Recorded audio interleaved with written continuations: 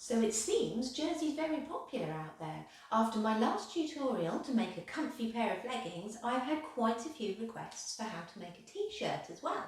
Now obviously, if you make leggings and t-shirt in the same fabric, you've got a lovely set of pyjamas as well, which is exactly what I did with the offcuts from the last tutorial, making a little pair for my daughter. So if everybody out there wants a t-shirt, who am I to say no? We're going to do a tutorial on t-shirt making today. So if you've got a lovely comfy t-shirt that you love the fit of, it doesn't matter if it's a little bit rough around the edges, we will take a copy of it today, make a pattern from it, and you'll have a brand new one by the end of this tutorial.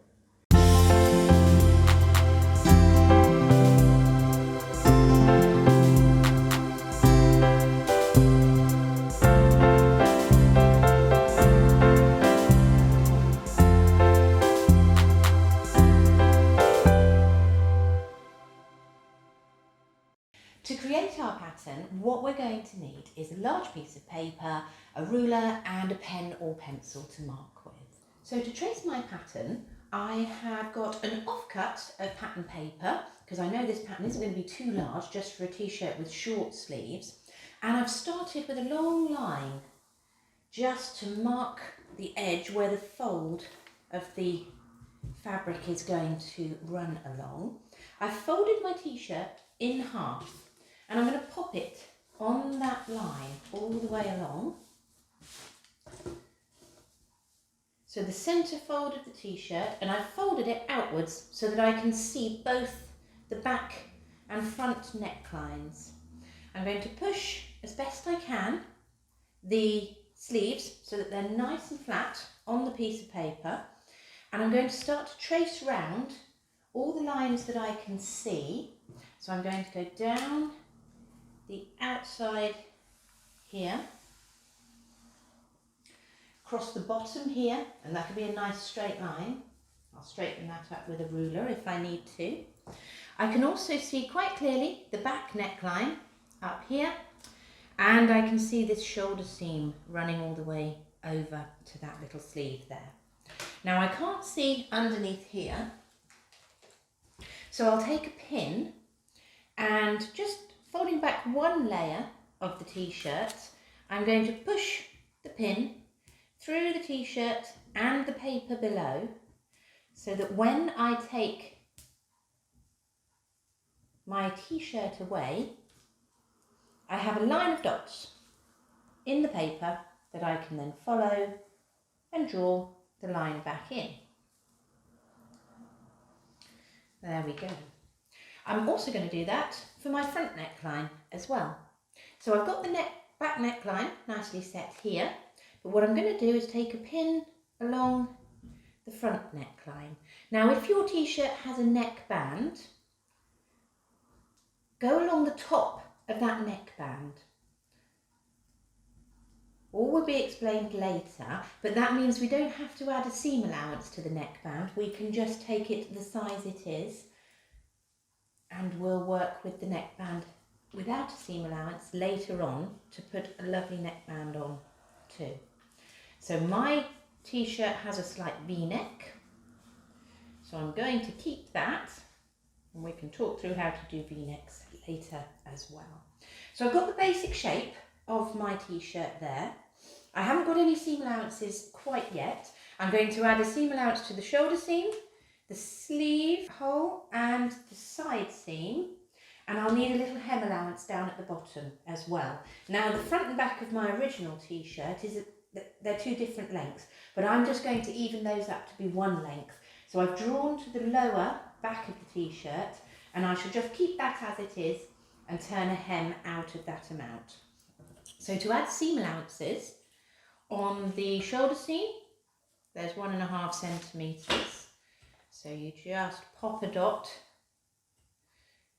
along and redraw that line. Around the sleeve, you're going to do the same, the armhole should I say. Now unfortunately my black pen is now beginning to run out, but not to worry. And then down the side seam all the way to the bottom, 1.5 centimetres seam allowance.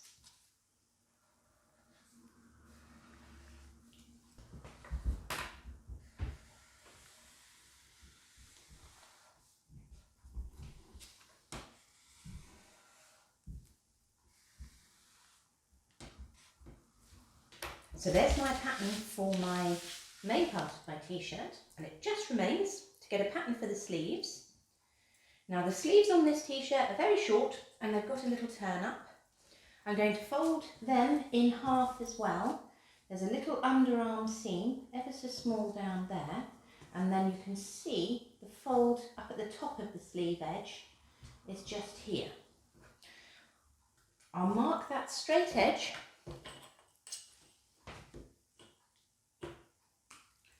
for the end of the sleeve, and I can clearly see the tiny little curve that's underneath the arm there, and then I'll use that pin again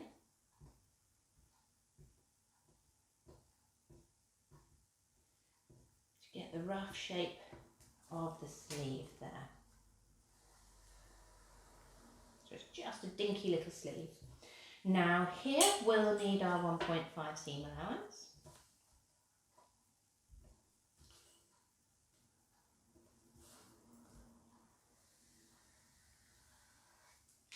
Down underneath the arm here, we'll also need 1.5 seam allowance, even though it's only small, it still needs it. And then at the end of the sleeve here, I have just a little turn up, and that's a double bit of fabric. So I want to be able to turn it up by that same amount, which here is 3.5 centimetres. Oh, just enough paper. I want 6 centimetres so I can fold it and then fold it up once more. So I'm going to take this right to the edge of the paper. So this step here is then going to be my allowance for turning up the end of the sleeve. I shall get that cut out and we will then start to have a look at the fabric. So when you're copying a t-shirt, it's a really good idea to first have a very good look at the fabrics you're using. The fabric you're using for your t-shirt needs to be a really good match for the fabric of the t-shirt itself. So I've got quite a lightweight jersey for my t-shirt here, and I've matched it with a similar weight jersey to create my new t-shirt out of. So my pattern pieces are all cut out and I'm ready to cut them out of my jersey. I've got all the jersey on the table because if you've got parts of your fabric hanging off the table, because it's so stretchy, it might actually distort the pieces you're trying to cut. Jersey also comes in very wide widths, so about 150 centimetres wide normally. So what you don't want to do is just use the centre fold of the fabric, otherwise you'll end up with a nice load of holes right down the middle. What is best to do is fold in from the edge of your fabric just enough to be able to fit your pattern piece on. Take time to make sure it's all nice and flat before you place those pattern pieces on there. Make sure that the fabric isn't pulled in any strange directions. And then place your pattern piece along that fold so you've got just enough room to cut out the back or front of your top. And do the same with the sleeves as well. Just fold a small piece where you need it so that you're not using up lots and lots of jersey, making big holes in it. You'll get a lot more out of your fabric that way. I'm going to cut the front piece, the back piece, and I'm going to get a long, thin neckline, a lot longer than I need at the moment, and I'll bring that down to size afterwards. But for now, I'll just get this pinned on and cut the front and back pieces. Once you've pinned, what we want to do is take our paper scissors and just add a couple of slashes in towards the neckline,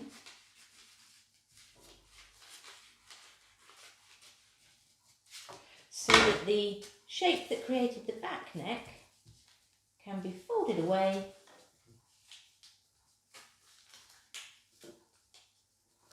to create the front neck. You can then cut round those quite happily, knowing that you've got one piece that's for the back and one piece that's for the front. So with all my pieces cut out, I've got my two sleeves, I've got my front and back pieces, and what I've also done is cut a long, thin neckband. It's about 6 centimetres wide and much, much longer than I need it to be at the moment. The next thing to do before we start putting our pattern pieces together is to run some samples under the machine. We're going to want to grab some scraps of fabric, make sure you've got 2 layers of jersey, one on top of the other, and you're going to pop it through the machine. Run first with a very small zigzag, starting at one width, one length, but then going up in length if you need to. What you'll also want to do is use your triple stitch on the machine and run 2 layers of jersey through to see how that behaves as well. Again, if it looks like it's drawing the fabric together or making it ripple at all, then you can increase the stitch length on that one too to make sure everything lays nice and flat. So once we have our pieces all cut out and ready, the first thing we're going to want to do is to join together our shoulder seams. Now if you lay the back of the t-shirt right side facing up towards you, and then bring the front of the t-shirt down onto the back of the t-shirt, so the right sides are facing together, you're then going to match those shoulder seams, pop a couple of pins into each of them, and then we're going to pop them underneath the machine and sew those together. Now all of the seams all the way through this t-shirt are going to be 1.5 centimetres seam allowance, 5/8 of an inch, exactly what we added onto our pattern earlier. We are going to do 2 things with the seams. We're going to sew them first with the short zigzag that we set up and tested earlier when we ran our samples. We're going to sew that at 1.5 centimetres in from the edge. And then what we're going to do is the seam allowance is going to be trimmed down to about half that size, and we'll pop a larger zigzag over the edge of the fabric just to make sure that it doesn't fray. Now, as I've said in previous tutorials, you can leave raw edges inside jersey items if you want to. If you're looking for a really quick make, you can just whiz through with just the seams sewn with a zigzag. But if you want them to last, if you want them to go through the washing machine, if you want this t-shirt to wear again and again, it's better to do that larger zigzag stitch over the raw edges as well. So my shoulders are nicely pinned together, so I'm going to pop them underneath the machine and we'll get them sewn now. Once those shoulder seams are sewn, we want to lay our t-shirt out right side facing up towards us so we can see those 2 shoulder seams nicely sewn. We then want to take our sleeve, and our sleeve wants to fit in the little semicircle that our shoulder seams are now forming. So if we find the centre of that sleeve, and we're going to put it right sides together down onto our t-shirt, pin the centre top where the shoulder seam is, and then continue with pins round the curve, bringing those 2 raw edges together as you go. So you'll have to control them just a little bit to bring them together. Pin all the way out to one side, and the amount of sleeve you have compared to the amount of armhole you have should roughly match. If it doesn't, you can always give it a little ease into place. It's jersey after all, so you can use that lovely stretch it has. So I'm pinning all the way round to either end, and then this seam for both of the sleeves, we're going to put them both in the same way, and we're again going to use a 1.5 seam allowance. First sewing it with the small zigzag, and then trimming down the seam allowance and going up to a larger zigzag after that. So we'll get this first one sewn on, and then we'll do the second one exactly the same. So with our sleeves both sewn on, we now have the basic shape of our t-shirt coming together quite nicely. What we now want to do is laying out our t-shirt nice and flat, and we see we've got our sleeves attached here and here. We want to bring the t-shirt over so we can then start to match. So taking the end of the sleeve, pin that together, the seam under the arm, match and pin that together. Then go down to the hem, match those two, and pin them together. And then one in the middle of that long side seam, just to make sure everything stays where it should. Now these two seams, just like all the others, they're going to be sewn 1.5 centimetres in from the edge with that very small zigzag we set up earlier. They're going to be trimmed and then gone over the edges with that large zigzag, exactly the same again. So I'll get those two side seams done now, and we'll then move on to hems and neckline.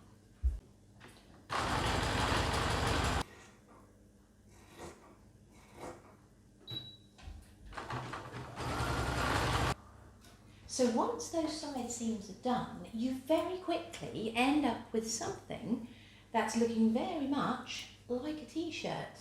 We want to iron in the ends of the sleeve. So with the ends of the sleeves nicely pressed, I can pop off a little box and pop the end of my sleeve over there. I'm going to go all the way around it on the triple zigzag, so the one that goes 1, 2, 3, 1, 2, 3, this way and that way. So with my sleeve done, I'm going to iron up the bottom of the hem. I shall just add a couple of pins to hold it, and because I want to sew this with the outside facing me, I'm going to turn the whole t-shirt through, and I'm going to go all the way around on that same triple stitch to do the hem. Now I'm going to have a little look at the measurements on my needle plate. That's the place where there's the little grid next to your presser foot. If you don't have one of them, you can always put a little bit of washi tape or mark with a Sharpie, 1 centimetre, 1.5 centimetres, 2 centimetres, 2.5, and that helps you with your seam allowances as well. I'm going to set my machine so that I'm going to sew 2 centimetres up from the bottom of the hem. I've folded it up by just over 2 centimetres actually, so I know it's going to catch all the layers of the fabric as I go round. So I shall carry on and do that now.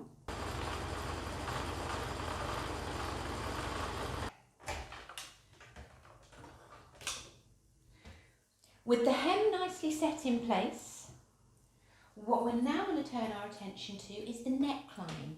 Now the neckline needs a little bit of careful measuring.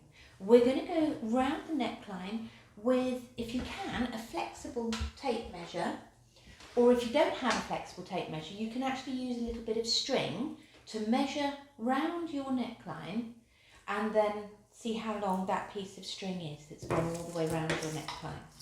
If you do have a flexible tape measure, stand it up on its edge and just measure all the way round the front, from shoulder seam to shoulder seam. Hold the tape measure where you've met that shoulder seam, and then measure across the back of the neckline as well. So I've got a total of 59 running all the way round my neckline, and it's best to measure this up once everything else is done, the shoulder seams are in place, and then you'll know you've got a really good measurement. Now with jersey fabric, when you put a neckband into anything, you want it to stretch a little as it goes round. So for a neckband on an adult t-shirt, I would say the neckband needs to be 5 centimetres less than the neckline you're trying to put it in. So if I get the long piece of fabric that we cut earlier, so that long piece of fabric was about 6 centimetres wide and nice and long, and I'm going to measure along that.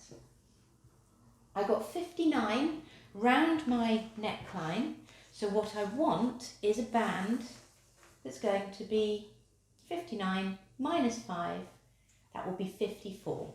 So I am going to cut that band where I've just measured 54 along. Now we want to join the two short ends, so we have a loop of fabric, a tube of fabric, but what we want to do before we do that is actually press the whole of this neckline in half. So with the right sides facing outwards, I'm going to pop it onto my little ironing board and I'm going to fold it over. So I've got both right sides facing outwards and I'm going to press it all the way along before I join the two short ends together.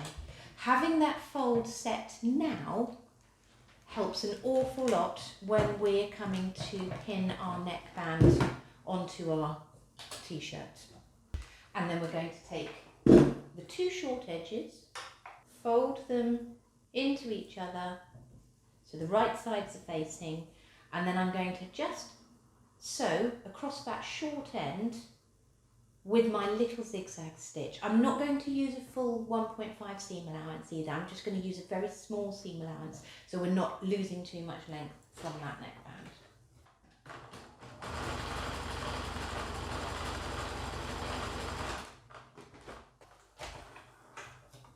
So with my band joined and refolded, what I'm now going to do is find the quarters of the neckband and the quarters of the neckline. So I'm going to pop a pin where the band is joined. That's going to be my centre back. Over at the other side, when the band is folded in half, I have the centre front. And then if I fold the band the other way, I will then get the two quarters either side. So when those two pins for the centre front and centre back are sitting on top of each other, you can then put pins to either end and you'll know you've got the quarters of the band nicely marked out. We want to do exactly the same on the neckline of our little t-shirt. So the centre front, I can pop a pin in there. And the centre back, you can also find there. And then to get the quarters, because it's not going to be up at the shoulders, it's going to be slightly forward from there, I'm going to bring one pin up onto the other and then smooth the edges up to either side.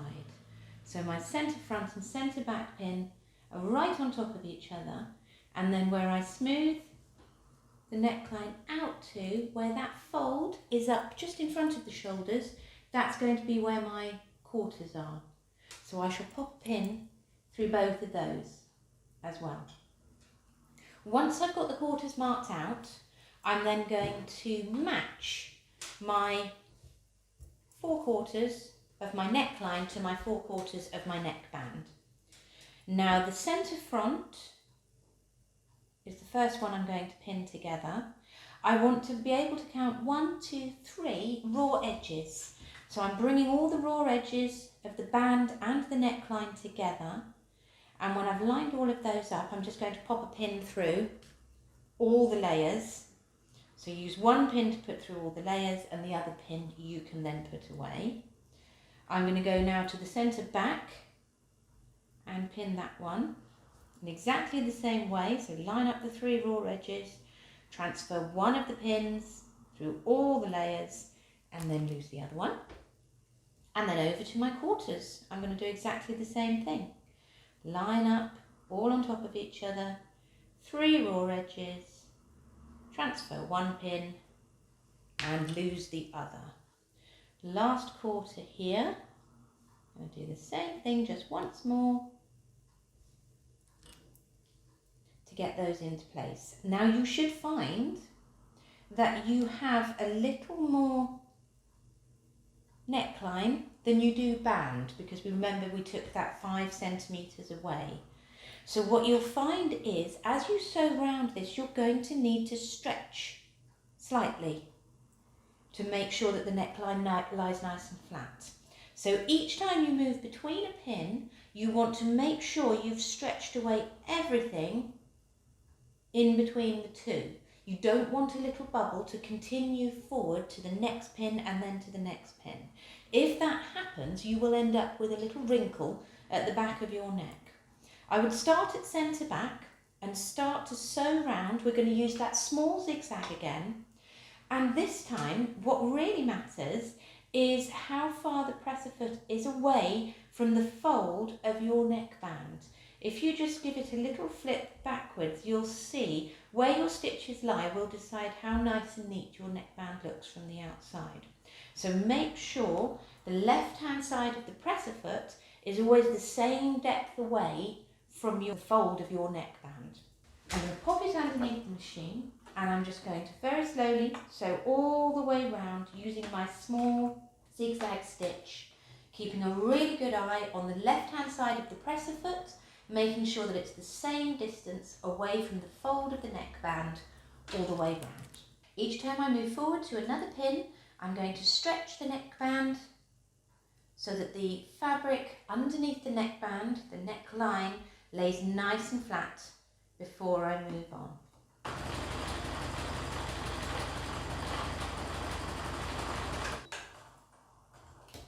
So I've gone all the way round my neckband. What I now need to do, just before I give it a lovely press, is to trim away the excess. And once it's all trimmed down, I'm going to pop it back under the machine and go onto a nice wide zigzag just to overcast those raw edges that are left behind. Once the raw edges are overcast, there's just one thing that remains. The neckline itself is going to get a lovely press, but also at the very front of my original t-shirt's neckline, there was a little V-neck. So what I'm going to do is I'm just going to find the centre front, just there. I'm going to turn the t-shirt inside out and pop a little fold into the neckline, just where that V should be. I'm going to pop a pin through, and then just on the neckband, not going into the seam allowance or into the front of the t-shirt at all, I'm going to do a very short little line of straight stitch just up towards the neckband, and it goes at an angle, so a 45-degree angle away from the seam allowance towards the fold of the neckband. So we're going to just stitch across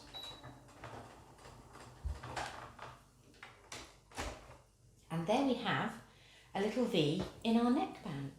I shall turn it through and give that little V a lovely press as well.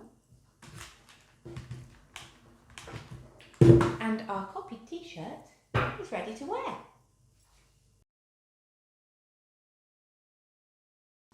So that's it. We've worked our way through copying a t-shirt. I've got the copy on here. Vicky here is modelling the original, and I think you'll agree they're a pretty good match. I actually think I like this one better now.